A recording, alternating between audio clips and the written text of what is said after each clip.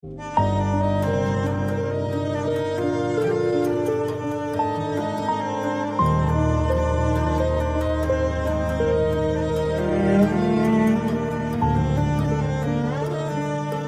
না হয়েছে? হ্যাঁ। আরো নিবি? জ্যামটা দে।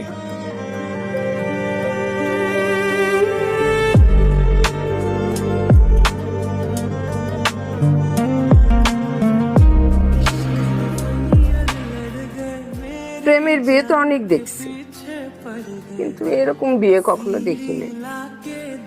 পরিবার কোনো খোঁজ খবরই রাখতেছে না।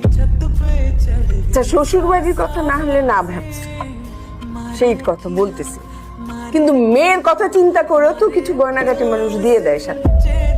সেটা তো কোনো খবরই নেই। মেয়ে কোথায় গেল, কার বাড়িতে গেল, কেমন আছে, কোনো খোঁজ খবরও নিতেছে না। কেমন পরিবার আল্লাহই জানে।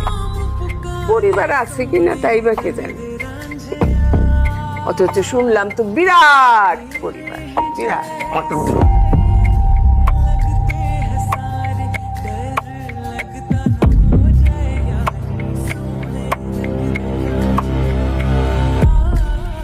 আমি প্রত্যেকদিন সকালবেলায় বাসা থেকে বেরোই, রাতে ফিরি।